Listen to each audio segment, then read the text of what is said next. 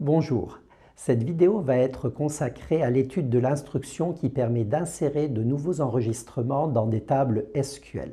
Vous découvrez tout de suite la syntaxe de cette commande insert into pour indiquer qu'on va insérer à l'intérieur de la table dont on indique le nom ici, values, valeur de la colonne 1, valeur de la colonne 2 et ainsi de suite jusqu'à valeur de la dernière colonne. L'instruction ci-dessus permet donc d'ajouter une ligne dans une table et elle s'utilise lorsque l'on saisit dans l'ordre toutes les valeurs de toutes les colonnes pour un enregistrement qu'on va ajouter à l'intérieur de la table. Vous avez une variante ici, insert into le nom de la table, mais cette fois entre parenthèses on va indiquer des colonnes, colonne A, colonne B, colonne C, values, et valeur de la colonne A, virgule, valeur de la colonne B, virgule, valeur de la colonne C. L'instruction que l'on vient de voir permet d'ajouter une ligne dans une table et elle s'utilise lorsqu'on saisit uniquement des valeurs pour les colonnes citées.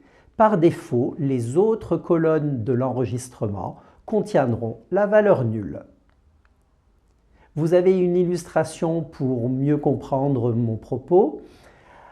On a la table employée avec un matricule, un nom, un prénom, une date de naissance, le numéro de téléphone portable, le fixe, le mail, la rue, la ville, le code postal de cet employé. Si on exécute l'instruction suivante, insert into employé, pour indiquer qu'on va ajouter un nouvel enregistrement dans la table employée, values 4578 BD, Dupont, Pierre, 2002-18 pour le 18 février 2000, un numéro de téléphone portable, un numéro de téléphone fixe, une adresse mail pour la personne, et puis 15 places du parc Valence 26 000 pour son adresse. On va insérer une ligne avec toutes les données et les insertions se font dans l'ordre de création des colonnes dans la table. Donc, la première valeur ira dans la colonne matricule, la deuxième valeur ira dans la colonne nom-amp, la troisième valeur ira dans la colonne prénom-amp. Le SGBD contrôle uniquement la cohérence du type des valeurs avec le type de la colonne dans laquelle on met la valeur. Ça veut dire que si ici la personne avait interverti Pierre Dupont, eh bien, mon employé se serait trouvé avec en nom-amp la valeur Pierre, en prénom amp, la valeur Dupont. Le SGBD contrôle que techniquement il y a une cohérence entre le type des valeurs et le type des colonnes, mais il ne peut pas contrôler le sens des informations qui sont rentrées à l'intérieur de chaque colonne. Une autre façon pour entrer un enregistrement, insert into employé, entre parenthèses matricule amp, nom amp, prénom amp, ville amp. Values 8520XE, ça sera le matricule qui est indiqué ici. Durand ira dans la colonne nom-amp, Paul ira dans la colonne prénom-amp et Valence ira dans la colonne ville-amp. On va créer un nouvel enregistrement avec uniquement 4 valeurs sur toutes les colonnes possibles pour cet enregistrement-là. Les autres colonnes contiendront donc la valeur nulle.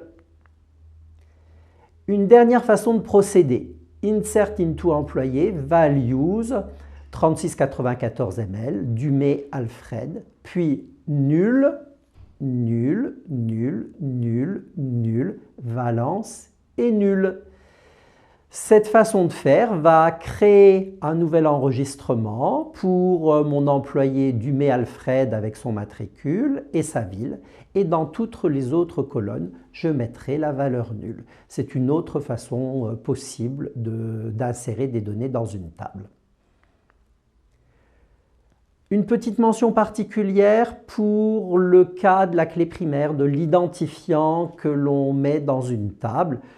Une clé primaire doit toujours comporter une valeur et la clé primaire doit être unique. Donc, lorsqu'on est en création d'enregistrement, on fait bien attention à vérifier systématiquement ces deux éléments-là.